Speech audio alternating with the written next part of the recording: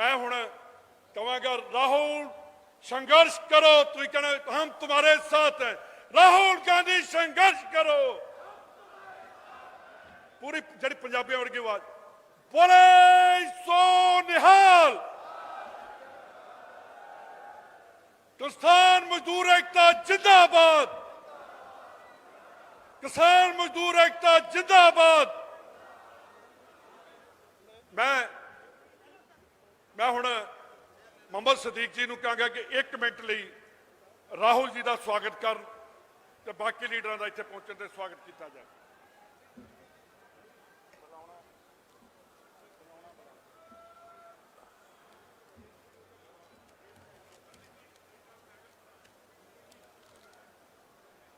बहुत ही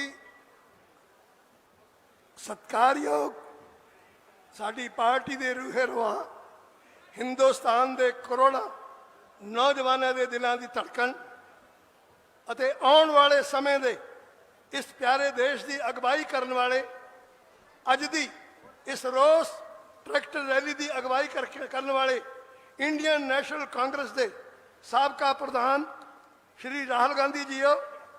उन्होंने नाल सुशोभित पंजाब की आन बान ते शान पंजाबियों की जिंद जान पंजाब के हरमन प्यारे मुख्यमंत्री कैप्टन महाराजा अमरिंदर सिंह जी हो अते साडी पंजाब मामलों के इंचार्ज सीनियर नेता श्री हरीश रावत जी हो। पंजाब प्रदेश कांग्रेस के सूबा प्रधान साबका MP साबका अपोजिशन लीडर श्री सुनील जाखड़ जी हो अते मंत्रिमंडल के सारे ही मंत्री साहबान MLA साहबान MP साहबान मेरे सामने बैठी हुई प्यारी जनता वाहेगुरु जी का खालसा वाहेगुरु जी की फतेह। सत्कारयोग राहुल गांधी जी हो। मैं आप जी का मेरे अपने हलका पार्लीमेंट हलका फरीदकोट दे विच इत्थे तशरीफ लियाउण ते मैं आप जी का हार्दिक धन्यवाद अपने वालों अते अपनी जनता वालों करता हाँ। मैं सिर्फ 1 मिनट लवांगा। मैं ज़्यादा नहीं बोलना। मैं बोल चुकी हाँ जो कुछ बोलना सी। मैं इन्ना ही कहांगा बई जब तो ये मोदी सरकार सत्ता दे विच आई है हिंदुस्तान की शांति सुख चैन ये सब कुछ इतों गायब हो गया। कुछ पूंजीपतियों ने रल के इनू मोहरा बना के अपना कम लिया अते मैं 1-2 सिर्फ शेर कहांगा कि कुछ लड़के माया धारियां कुछ लड़के माया धारियां एक लभ्या जुमलेबाज जुमले सुनाउण वाला बंदा लभ लिया। कुछ लड़के माया धारियां एक लभ्या जुमलेबाज एक शातिर हथ शिकारियां एक आ गया तीरंदाज। इस गप्पू ने गप मार के इस गप्पू ने गप मार मार सही नहीं इलेक्शन जित हमला मारो राहुल जी एदा कर दो कोगा चित। साडी बड़ी मेहरबानी होगी। बहुत बहुत धन्यवाद। बहुत बहुत शामिल। राहुल जी ये जेडे सामने तुहाडे बैठे ने ये पूरे 10 बजे का टाइम असर दिता सी। 10 बजे तो लैके जेडे ट्रैक्टर ने वो धुप च बैठे ने ये जरूर इत्थे शैड थले बैठे ने। हुण मैं बेनती करूँगा कि बहुत शॉर्ट टाइम जिन्हां जिन्हां बेनती करदा कि 2-2 मिनट ला के क्योंकि ट्रैक्टर वालों के लिए बहुत वड्डी प्रॉब्लम है कि धुप दे विच ਉਹਦੇ ਵਿੱਚ खड़े ते ये भी इन्हां नूं मैं धन्यवाद करदा कि बिना पानी तो तुसीं बैठो। अज तुसीं नज़ारा लिया दिता। कोई नहीं उठिया कोई लंगर वाल नूं नहीं दौड़िया। तुहाडा बहुत बहुत धन्यवाद। मैं हुण सिद्धू साहब सरदार नवजोत सिंह सिद्धू जी नूं बेनती करूँगा कि 2 मिनट क्योंकि बाहर बहुत जल्दी उसके बाद सर दो आओ सिद्धू साहब।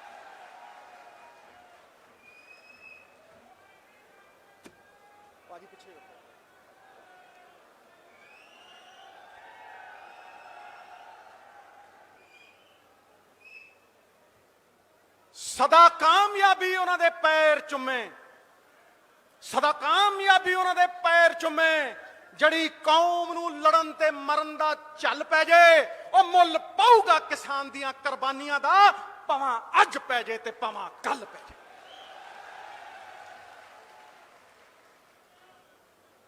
ਭੱਠੀ ਤੇ ਧਰੋ ਤੇ ਦੁੱਧ ਦਾ ਉਬਲਣਾ ਨਿਸ਼ਚਿਤ, ਤੇ ਲੋਕਾਂ 'ਚ ਰੋਸ਼ ਆ ਜਾਏ, ਆਕਰੋਸ਼ ਆ ਜਾਏ, ਤੇ ਦਿੱਲੀ ਦੀਆਂ ਸਰਕਾਰਾਂ ਦਾ ਉਲਟਣਾ ਵੀ ਨਿਸ਼ਚਿਤ ਹੈ।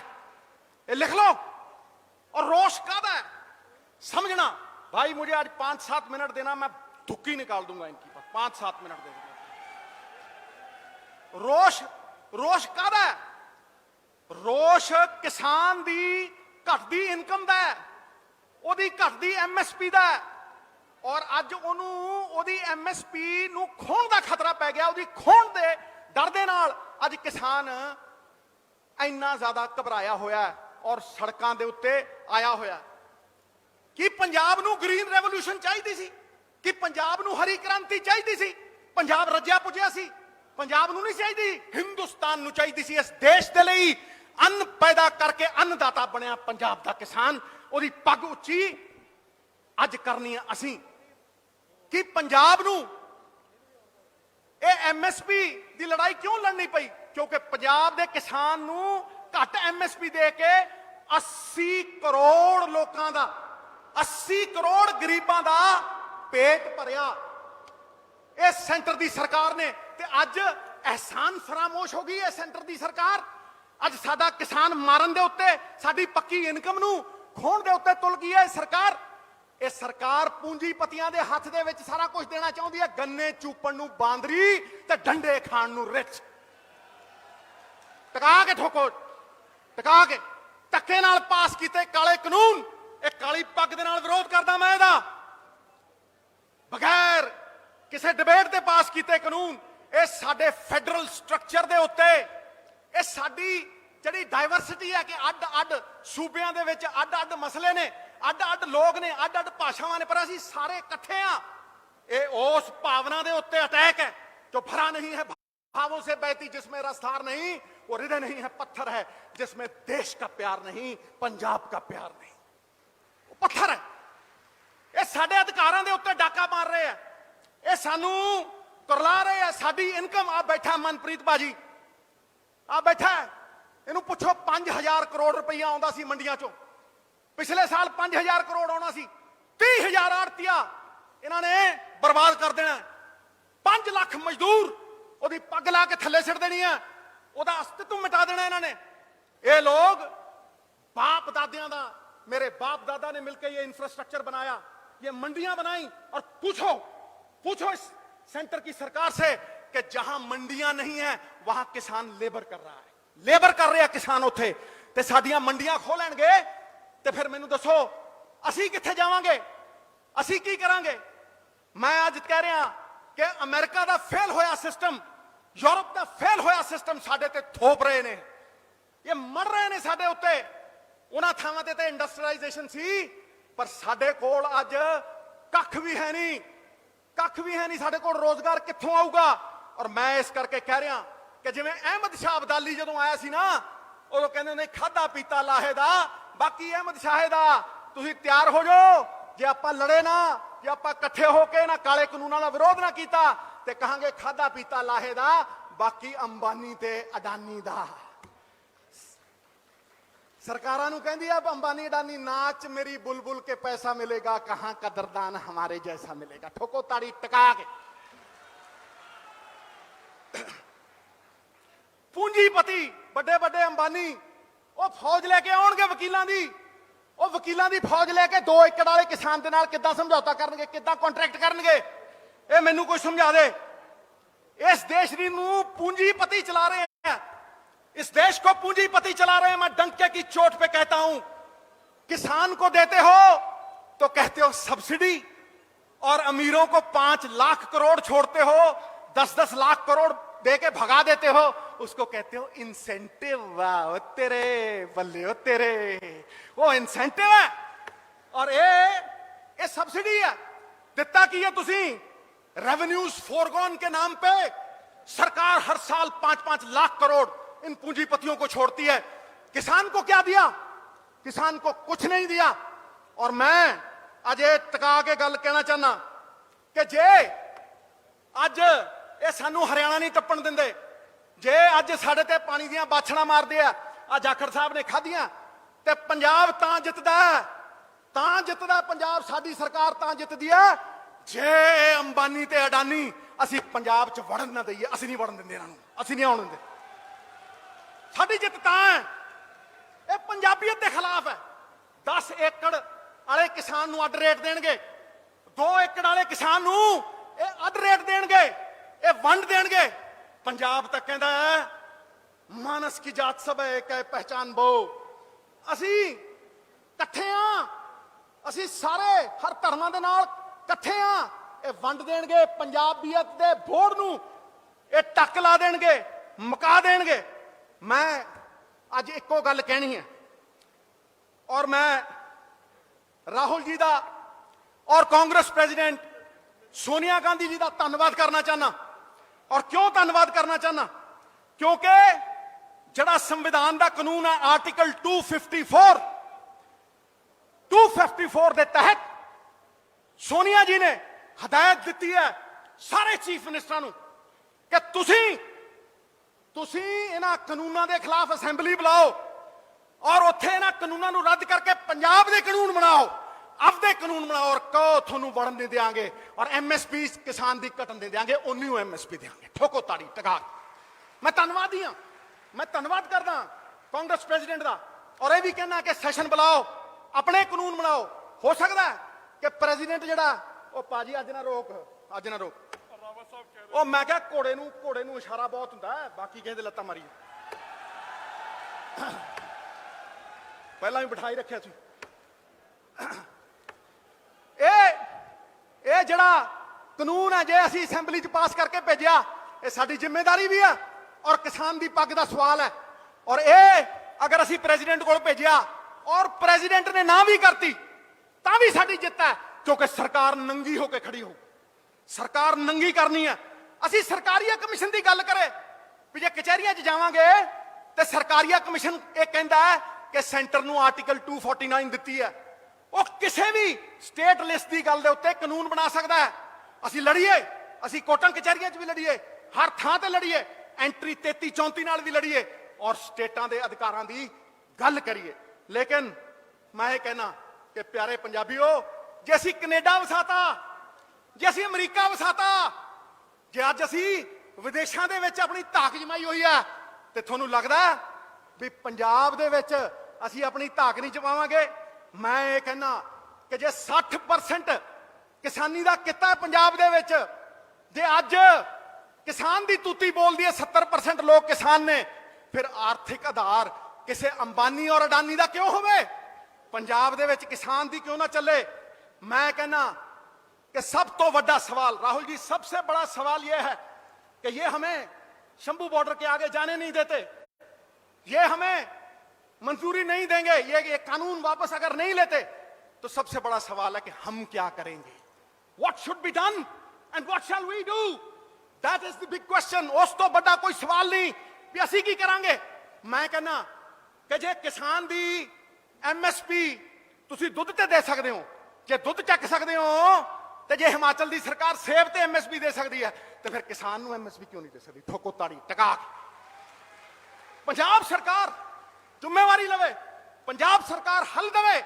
ਸਰਕਾਰਾਂ ਪਿੱਠ ਦਿਖਾਉਣ ਨੂੰ ਨਹੀਂ ਹੁੰਦੀਆਂ, ਨਾ ਸਰਕਾਰਾਂ ਦਿਖਾਵੇ ਲਈ ਹੁੰਦੀਆਂ, ਸਰਕਾਰਾਂ ਹੱਲ ਵਾਸਤੇ ਹੁੰਦੀਆਂ ਨੇ। ਸਰਕਾਰਾਂ ਹੱਲ ਦੇਣ, ਐਮਐਸਪੀ ਦੇਣ। ਔਰ ਮੈਂ ਤੁਹਾਨੂੰ ਇੱਕ ਹੋਰ ਗੱਲ ਕਹਿ ਰਿਹਾ ਕਿ ਅੱਜ ਕੀ ਜੋ ਆਪਾਂ ਖਾਂਦੇ ਆ ਉਹ ਇੱਥੇ ਉਗਾਉਂਦੇ ਆ। पंजाब सरकार सैकड़ों करोड़ रुपए की दालें बाहर से इंपोर्ट कर रही है आटा दाल स्कीम के लिए। क्यों नहीं हम उगा सकते? क्यों नहीं हम ऑयल सीड्स पे एमएसपी दे सके? किसान ने अगर चोना लाया, किसान ने अगर कणक लाई, वो बहुत सियाना सी, क्योंकि उसे राइस पे एमएसपी मिलती थी, वो एमएसपी लेता था, इसलिए वो उगाता था, इसलिए वो डाइवर्सिफिकेशन नहीं कर सका। लेकिन आज ये मौका है कि हम ऑयल सीड उगा सकते हैं, हम दालें उगा सकते हैं, हम आज एक ऐसा मकाम सेट कर सकते हैं कि हम अपने पैरों पे खुद खड़ा हो जाइए। और गुरु नानक साहब ने कहा था, अपन हथी अपना आपे ही काज संवारिए, अपन हथी अपना आपे ही काज संवारिए।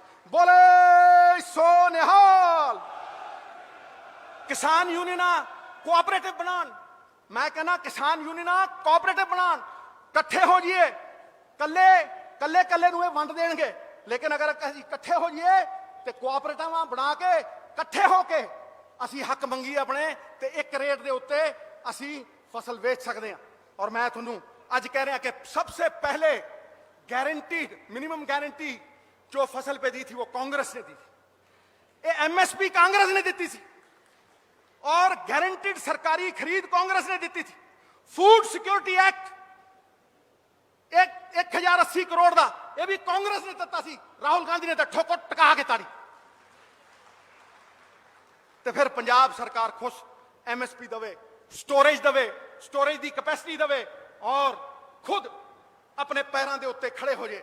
बस च भी चढ़ो ना तो बस च लिखा होंदा टका के ठोको, सवारी अपने समान की आप जिम्मेवार है, ठोको टका के ठोको, है कि नहीं। इस करके पंजाब एकता और किसान एकता ये नारा नहीं, ये दिशा निर्देश है, ये साडा मार्गदर्शन करू इस तूफान दे विच, ये सानू चानन मनारा बन के राह दिखाऊ। मैं अपने भरावां नू रिक्वेस्ट करदा कि जड़ियां मैन्युफैक्चरिंग ऑर्गेनाइजेशंस ने वो इकट्ठियां होकर कोऑपरेटिव बनान और अपनी फसल का दाम आप फिक्स करन। मैं ये हक कमेटी दे विच पहले ही सुझाव दे चुकिया सीएम साहब नू। इस करके असी एक जागरूक तरीके की लड़ाई लड़ीए। मैं धन्नवादी हां तुहाडा सारियां दा।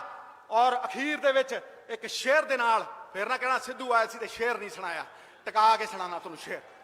मैं अपनी वाणी नू विराम देना और मैं तुहानू टका के कहना कि दरबार वतन में जब एक दिन सब जाने वाले जाएंगे, कि जदों दरबार वतन दे दरबार च जाते हैं ना, कुछ अपनी कज़ा होंदी है मौत, कुछ अपनी कज़ा को पहुंचेंगे, कुछ अपनी सजा को पाएंगे। ऐ खाक नशीनों उठ बैठो, अब वक्त कहां आन पहुंचा है जब दिल्ली के तख्त गिराए जाएंगे और ताज उछाले जाएंगे। तख्त गिराए जाएंगे और ताज उछाले जाएंगे। बढ़ते भी चलो, चलते भी चलो, बाजू भी बहुत हैं, सर भी बहुत, बढ़ते ही रहो कि अब डेरे मंजिल ही पे डाले जाएंगे, मंजिल ही पे डाले जाएंगे। मैं धन्यवाद करदा साडे रहनुमा, साडे रहबर राहुल गांधी जी दा। मैं धन्यवाद करदा जाखड़ साहब दा, साडे सरप्रस्त हरीश रावत जी दा। मैं धन्यवाद करदा सीएम अमरिंदर सिंह जी दा। मैं धन्यवाद करदा कि तुसीं इस स्टेज दे उत्ते मैनूं बोलण दा मौका दिता। चक दिओ फट्टे, नप दिओ किल्ली, उड़ा दिओ तोते, पा दिओ मूछे, बात खत्म, खटैक। बहुत बहुत धन्यवाद जी। मैं हुण जाखड़ साहब नूं 2 मिनट तुसीं अड़ के इन्हां दा राहुल जी का धन्यवाद करो, उसके बाद कैप्टन साहब बोलो। बहुत ही सत्कारयोग देश के दिलों की धड़कन श्री राहुल गांधी जी, बहुत ही सत्कारयोग साढ़े सारिਆਂ ਦੇ हर दिल अजीज पंजाब के मुख्यमंत्री कैप्टन अमरिंदर सिंह जी, बहुत ही सत्कारयोग साढ़े जनरल सैकटरी ऑर्गेनाइजेशन ते बहुत ही सत्कारयोग साढ़े general secretary incharge Punjab Harish Rawat ji, जो अज पहली दफ़ा थोड़े नाल इत्थे मुखातब हो रहे हैं। तो साडे नाल उचेचे तौर पर इत्थे आए दीपेंद्र जी हरियाणे तो, क्योंकि उन्होंने अंदर भी किसान का खून दौड़ता है, किसान की दर्द उन्होंने सीने ते झलकता है। इत्थे बैठे सारे मंत्री साहिबान, मेरे सारे सत्कारयोग MLA साहिबान, ते देश के अन्नदाता ते पंजाब की होंद मेरे सामने बैठे सारे मेरे किसान भाइयों, फतेह कबूल करो। श्री वाहेगुरु जी का खालसा, श्री वाहेगुरु जी की फतेह। साथियों, मैं सब तो पहला तो थोड़े सारिਆਂ तो माफ़ी मंगना चाहना कि थोनू 2 दिनों के पहला 2 तारीख की चर्चा हुई, फिर 3 तारीख का गल हुई भी 3 तारीख नूं राहुल जी आएंगे, तो अज 4 तारीख नूं राहुल जी आए हैं। लोगों के दिलों के अंदर इस गल का बड़ा एक सवाल है भी आ देरी क्यों हुई। साथियों, पंजाब वास्ते एक बहुत अहम मसला है, क्योंकि पंजाब के अंदर सब तो ज़्यादा परसेंटेज वाइज अगर प्रतिशत कढ़ के देखिए, सब तो ज़्यादा साढ़े दलित भाईचारे की परसेंटेज अगर हिंदुस्तान च किसी सूबे च है तो पंजाब के अंदर है। अज देश के अंदर चाहे साढ़े जवान हैं वो चीन की बार्डर पर मरवाए जा रहे हैं, साढ़े जवान गोलियां खाण तो नहीं पिछे हटते, सीने च गोलियां खादियां हमेशा, पर सोटियां नाल कुटवा कुटवा के मराए जा रहे हैं। ਸਾਡੀਆਂ ਬੇਟੀਆਂ ਗਰੀਬਾਂ ਦੀ ਦਲਿਤ ਭਾਈਚਾਰੇ ਦੀ ਬੇਟੀਆਂ ਨੂੰ ਕਮਰ ਤੋੜੀ ਜਾ ਰਹੀ ਹੈ, ਇੱਜ਼ਤ ਲੁੱਟੀ ਜਾ ਰਹੀ ਹੈ, ਜਾਨ ਲਈ ਜਾ ਰਹੀ ਹੈ। ਉਸੇ ਬੱਚੀ ਦੇ ਪਰਿਵਾਰ ਦੇ ਨਾਲ ਨਿਆਂ ਦਿਵਾਉਣ ਵਾਸਤੇ ਰਾਹੁਲ ਗਾਂਧੀ ਜੀ ਚੱਲ ਕੇ यूपी गए। साथियों, आ लड़ाई कल्ले यूपी दी नहीं, आ लड़ाई हिंदुस्तान दी बेटी सी। उस बेटी वास्ते गए है, किसान भरावां दी, साहूकार दी, हर एक किसी दी भी बेटी हो सकती है। अगर देश के अंदर इन्ने माड़े दिन आ जान, एक गरीब दी बेटी, एक दलित दी बेटी दे नाल दुख साझा करने अगर लोग नहीं जा सकते, मैं समझदा पंजाब वास्ते भी एक बड़ा खतरे की घंटी है। अगर आप नहीं जागे, अगर आप नहीं जागे तो साहब ये इंतकाम एदा जिहड़ा अंजाम होगा बहुत ही माड़ा अंजाम होगा।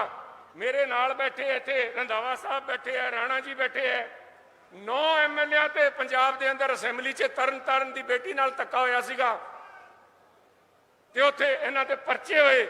वही घटना अज यूपी के अंदर हो रही है। मैं धन्यवादी हाँ राहुल गांधी जी का, जिन्होंने हिम्मत करके धक्का मुक्की हुई, राहुल जी के नाल धक्के मारे गए, रोकया गया। पर कल उस परिवार के नाल जाके आए। मैं पंजाब के साडे कल्ले सिर्फ दलित भाईचारे कन्यों नहीं, सारे पंजाब कन्यों थोड़ा धन्यवाद करते हैं भी तुसी गरीब की आवाज़ उठाई।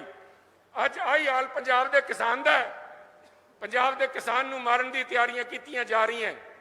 साडे कोल इक्को एक कोई एक चीज़ साडे कोल सीगी तां साडे कोल MSP की खरीद सीगी भी सरकार एक तय कीमत ते साडा फसल जिहड़ी है झोने की कणक की खरीद लूगी। अज साडे तो वो खोई जा रही है। मैं थोड़ा धन्यवादी हाँ राहुल जी, तुसी अज आए हो ते मैं तुहानूं एक अपील करदा पंजाब के किसानां कन्नियों कि जदों तुहाडी सरकार बने, क्योंकि इस BJP की धक्केशाह किसान मारू, व्यापारी मारू, गरीब मारू, मजदूर मारू सरकार दे ज्यादा दिन नहीं चलने। पर जदों तुहाडी सरकार आवे, तुसी इस काले कानून नूं खारिज करोगे ते तुसी किसान पक्षी कानून बनाओगे ताकि किसान दे हित, किसान दी फसल, किसान दी MSP ते खरीद सुरक्षित हो सके।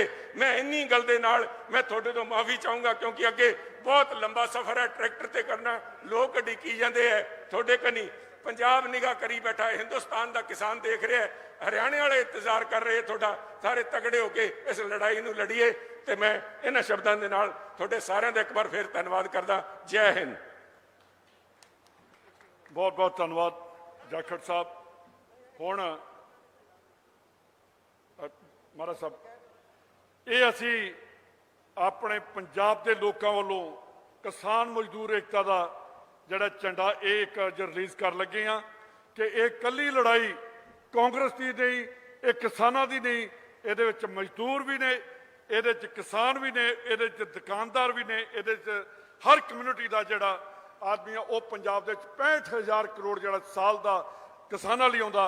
उहदे लई हुण मैं बेनती करांगा मानयोग मुख्यमंत्री साहब नूं कि और पहला मर साहब एक मिनट मैं जरा नारा ला ला, उहदे बाद तुहानूं मैं जिन्हां ने पानियां दे राखे इन्हां दे टाइम च जिहड़ा पानी का आपां बिल पेश करके उन्हां नूं खत्म कीता ते असी इदां विधान सभा पिछली च ते परसों भी इन्हां ने अनाउंस किया कि दोबारा विधान सभा बुला के ये मोदी का काला कानून पंजाब च लागू नहीं किया जाएगा।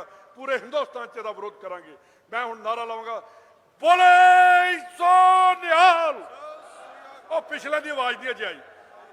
किसान मजदूर एकता जिंदाबाद, बोले सो निहाल। महाराज साहब। मेहरबानी सुखजिंदर जी।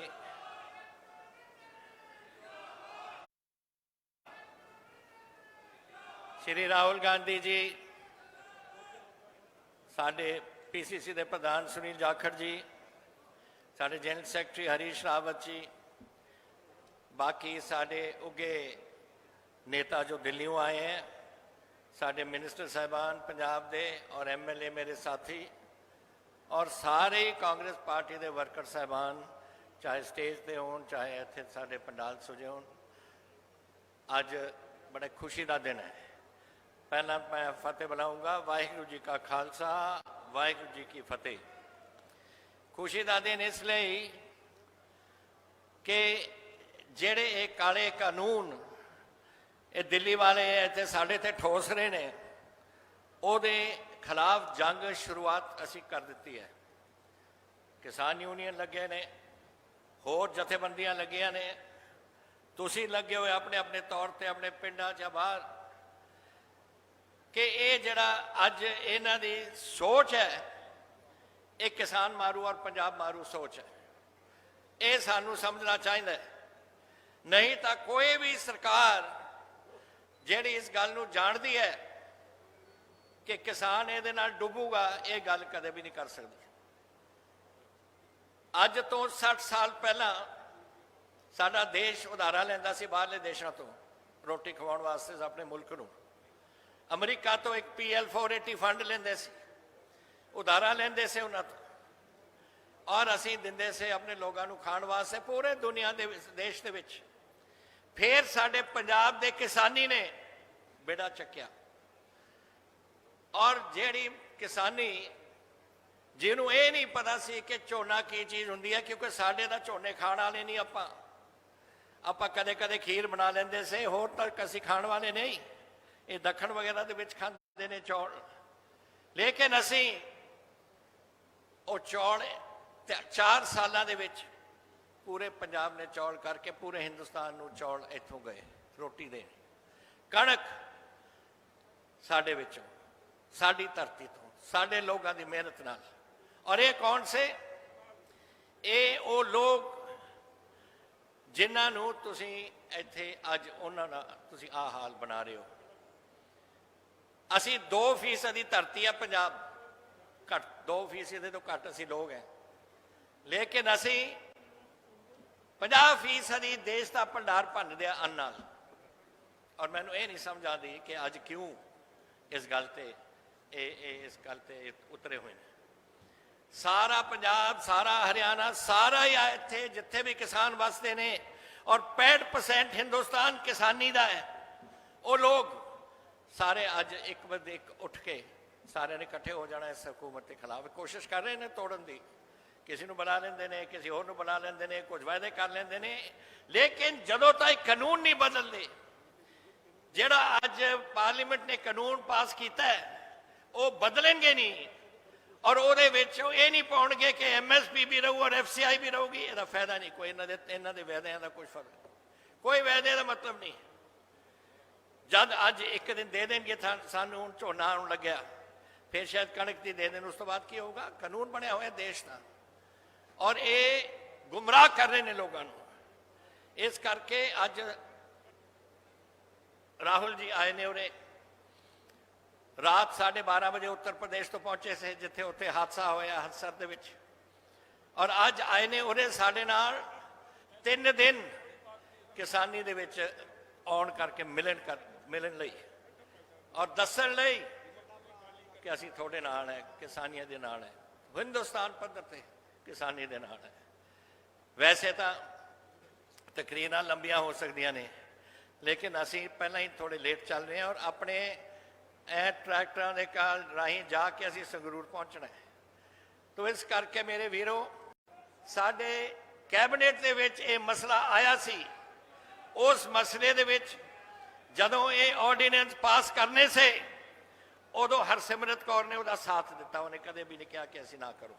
ਅੱਜ ਹੁਣ ਕੁਝ ਹੋਰ ਗੱਲ ਬਣਾਈ ਜਾਂਦੇ ਨੇ, ਸੁਖਬੀਰ ਕੁਝ ਬੋਲਦਾ ਹੈ, 5 ਗੱਲਾਂ ਪੁੱਛੀ ਜਾਂਦਾ ਹੈ। ਸਾਰੀਆਂ ਗੱਲਾਂ ਜੋ ਕੀਤੀਆਂ ਨੇ ਕਾਂਗਰਸ ਨੇ ਕੀਤੀਆਂ ਨੇ ਪੰਜਾਬ ਦੇ ਕਿਸਾਨੀ ਵਾਸਤੇ, ਕਿਉਂਕਿ ਇੱਕ ਸੂਬਾ ਪੰਜਾਬ ਦੇ ਕਿਸਾਨੀ ਦਾ ਸੂਬਾ ਹੈ। ਇਹਦੇ ਕੱਲੇ ਕੱਲੇ ਬੰਦੇ ਦੇ ਵਿੱਚ, ਚਾਹੇ ਸ਼ਹਿਰ 'ਚ ਵਸਦਾ ਹੈ, ਕਿਤੇ ਰਹਿੰਦਾ ਹੈ, ਸੱਭਿਆਚਾਰ ਨਹੀਂ ਕਹਿੰਦਾ। ਇਹ ਮੋਦੀ ਜੈਸਾ ਔਰੰਗਜ਼ੇਬ ਕਰ ਸਕਦਾ, ਹੋਰ ਕੋਈ ਨਹੀਂ ਇਹੋ ਜਿਹੀ ਧੱਕੇਸ਼ਾਹੀ ਕਰ ਸਕਦਾ।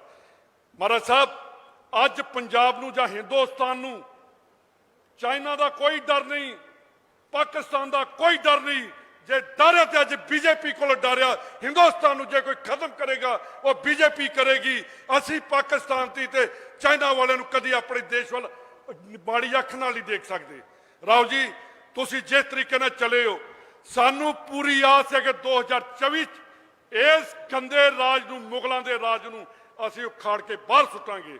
ਹੁਣ ਮੈਂ ਬੇਨਤੀ ਕਰਦਾ ਆਪਣੇ ਲੀਡਰ ਸ਼੍ਰੀ ਰਾਹੁਲ ਗਾਂਧੀ ਜੀ ਨੂੰ ਕਿ ਤੁਸੀਂ ਆਓ ਔਰ ਇਹਨਾਂ ਪੰਜਾਬੀਆਂ ਨੂੰ ਜਿਨ੍ਹਾਂ ਦੇ ਨਾਲ ਇਸ ਪਰਿਵਾਰ ਦਾ रावत जी, हाँ जी, पहले इन्होंने कब बोल दिया था कि उनको सजदा कर दो। पहले रावत जी सबसे पहले बात करेंगे, क्योंकि कई दिनों से इन्होंने बहुत ज़्यादा प्रोग्राम बनाने में इन्होंने जो काम किया, जो इन्होंने हमें कहा, जो हर रोज मेरा ख्याल 15-15 टेलीफोन इनके दिन में आते हैं कि क्या हुआ। मैं इनको बेनती करूँगा, जे उस पवित्र जगह से हैं जड़ा साडा हेमकुंड साहब का जो उत्थे हड़ आया सी, ਤੇ ਇਹਨਾਂ ਨੇ ਉਸ ਵੇਲੇ ਸਾਰੀ ਸੇਵਾ ਜਿਹੜੀ ਕੀਤੀ ਸੀ ਉਹ ਹਰੀਸ਼ ਰਾਵਤ ਜੀ ਦੇ ਟਾਈਮ ਤੇ ਜਦੋਂ ਮੁੱਖ ਮੰਤਰੀ ਸੀਗੇ ਇਹਨਾਂ ਦੇ ਟਾਈਮ ਤੇ ਹੋਈ। ਮੈਂ ਨਾ ਕਹਾਂਗਾ ਇਹ ਆਉਣ।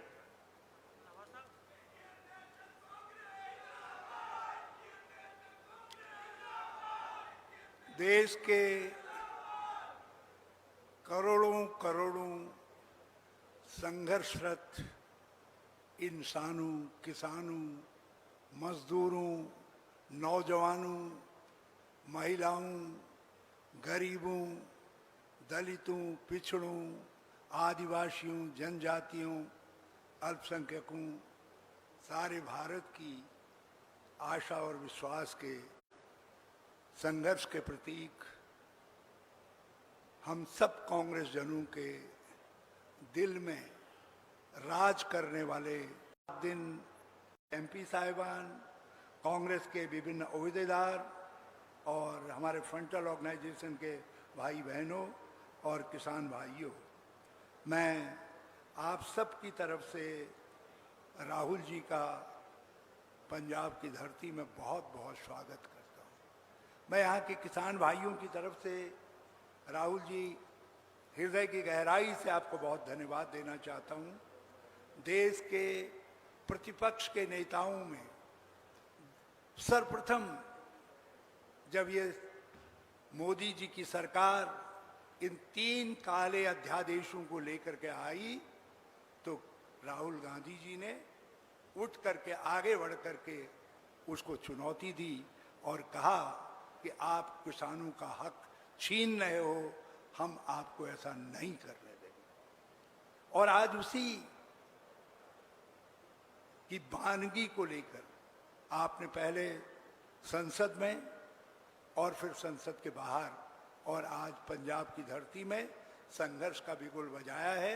और आपके साथ पंजाब का किसान लाखों लाख की संख्या में कैप्टन अमरिंदर सिंह जी और दूसरे कांग्रेस के नेताओं के साथ और हमारे प्रदेश कांग्रेस के सम्मानित अध्यक्ष जी के नेतृत्व में, सुनील जाखड़ जी के नेतृत्व में आपके आह्वान पर शंखनाद करने के लिए आज यहाँ भी आया है और सड़कों पर भी वो निकला है। मैं इस मौके पर अपने राज्य के मुख्यमंत्री जी को भी बहुत धन्यवाद देना चाहता हूँ। आपने प्रधानमंत्री को जिस सशक्त तरीके से कहा कि यह अध्यादेश कानून नहीं बनने चाहिए और आज आपने जिस हिम्मत के साथ एक गंभीर वाणी में कहा कि हम किसानों के हितों को किसी तरीके से भी किसी शक्ति को नहीं कुचलने देंगे, मैं अमरिंदर सिंह जी देश के सारे किसानों की तरफ से आपको बहुत बहुत धन्यवाद देता हूं। और पंजाब के किसान तो आपके धन्यवादी हैं ही हैं, आपको बहुत धन्यवाद देते हैं। मैं अपने प्रदेश कांग्रेस के अध्यक्ष को भी बहुत धन्यवाद देना चाहता हूं। उन्होंने बहुत चपलता के साथ मोदी सरकार की इस काली करतूत को समझा और इसके खिलाफ और उनके मित्र अकालियों के षड्यंत्र के खिलाफ जिस प्रकार से आवाज बुलंद की और जिस प्रकार से आगे बढ़ करके उसको चुनौती देने का काम किया, मैं सुनील जाखड़ जी आपको भी सारे कांग्रेस जनों की तरफ से, मैं भी एक कांग्रेस का कार्यकर्ता हूं, बहुत बहुत धन्यवाद देना चाहता हूं।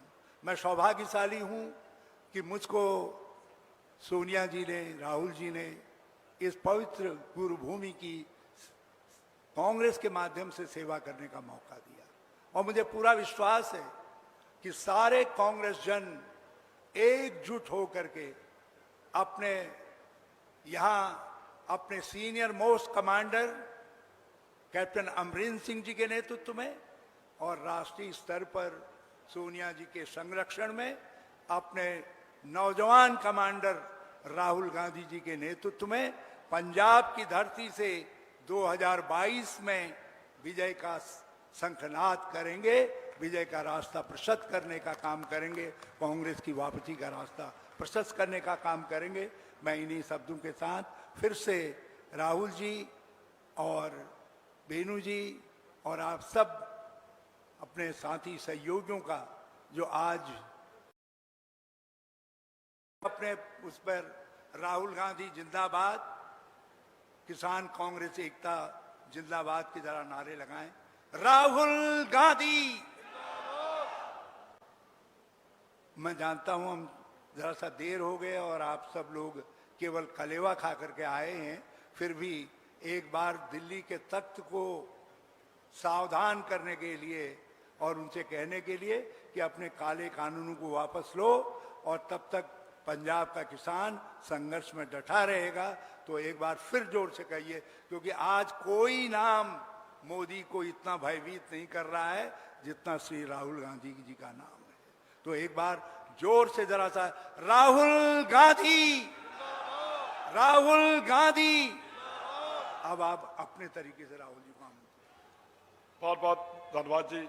ਹੁਣ मैं डिस्ट्रिक्ट कांग्रेस कमेटी ਨੂੰ ਬੇਨਤੀ ਕਰਾਂਗਾ ਕਿ ਰਾਹੁਲ ਜੀ ਨੂੰ ਇਸ ਪਾਵਨ ਧਰਤੀ ਤੇ ਆ ਕੇ ਸਨਮਾਨਿਤ ਕਰ।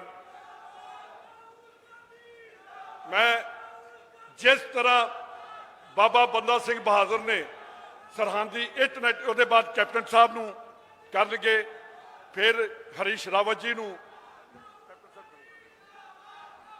मैं बोले सो निहाल जिवें सरहदी इंटरनेट खड़काई सी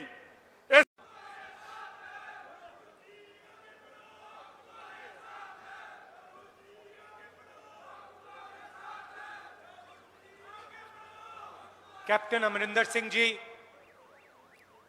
केसी वेणुगोपाल जी, हरीश रावत जी, सुनील झाकड़ जी, मनप्रीत बादल जी,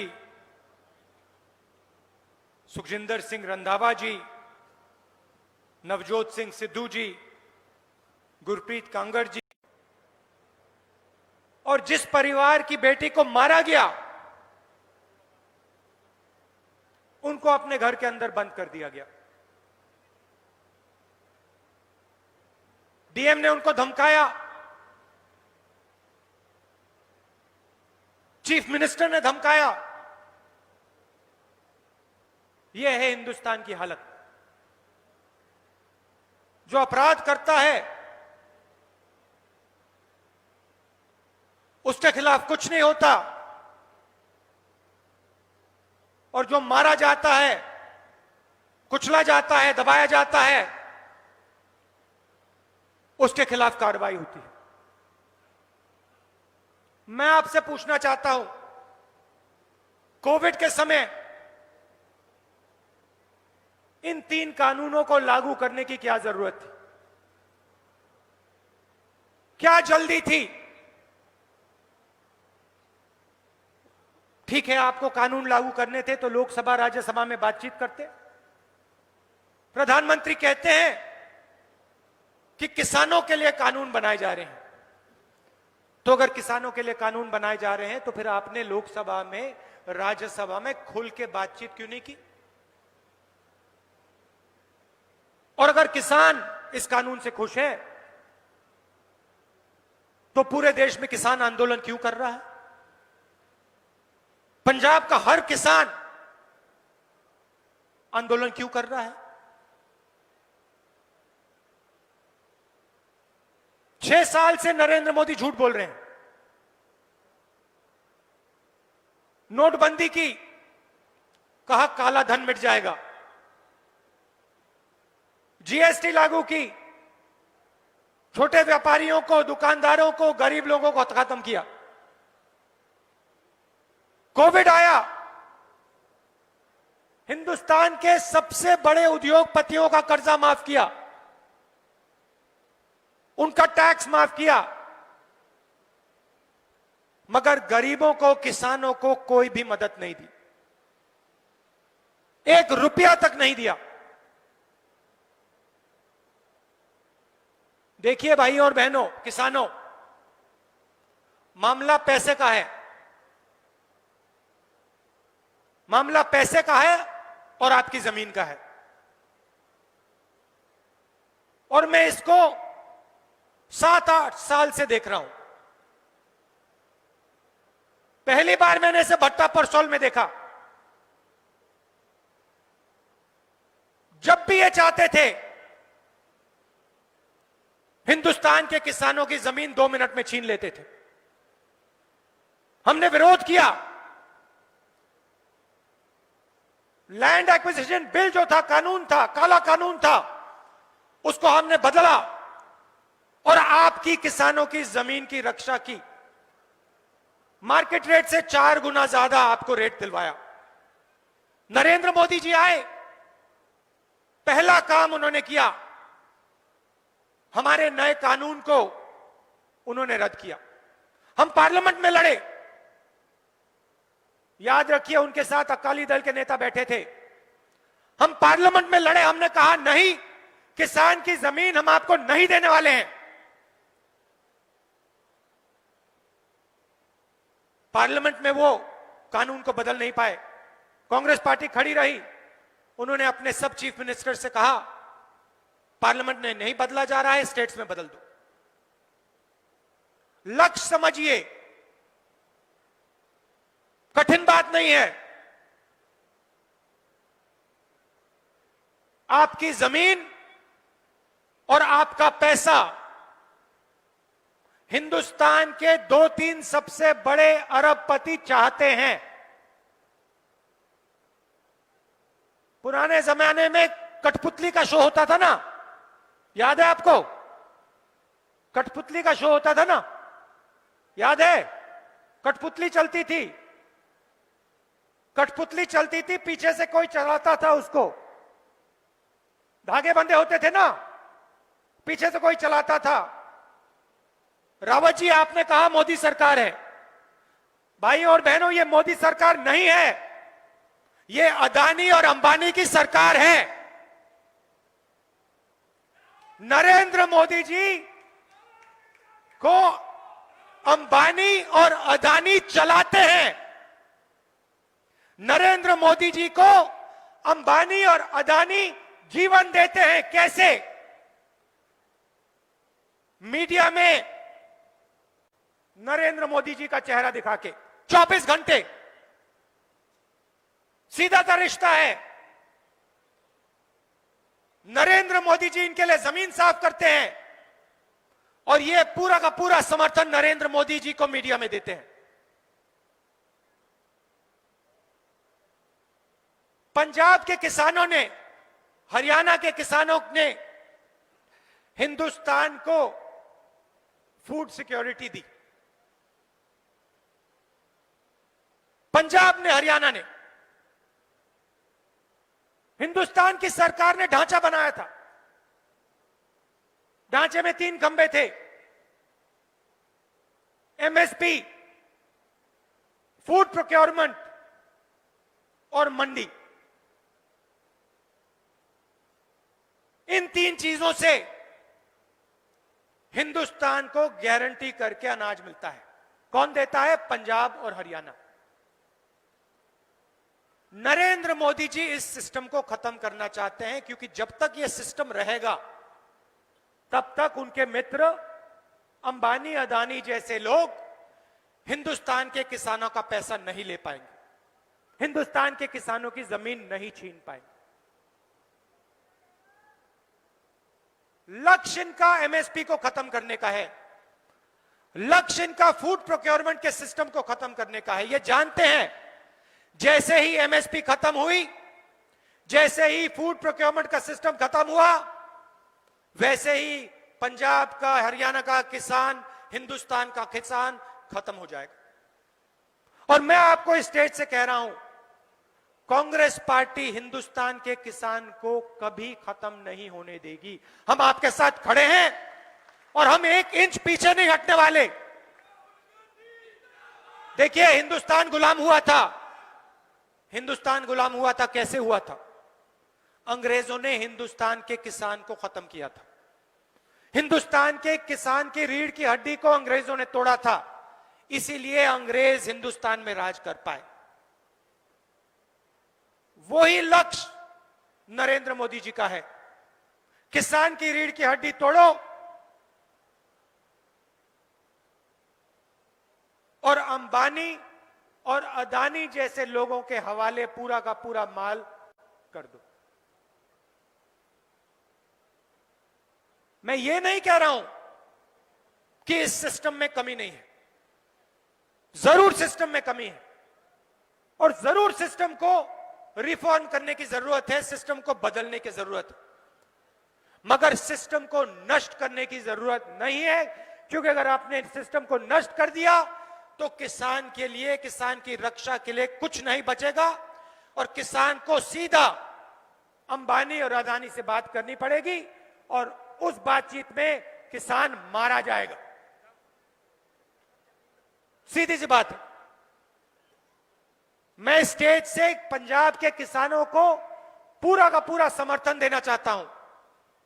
आप आंदोलन कर रहे हो, बिल्कुल सही कर रहे हो और मैं और कांग्रेस पार्टी आपके साथ खड़े होंगे और मिलकर इन कानूनों को बदलने का काम करेंगे।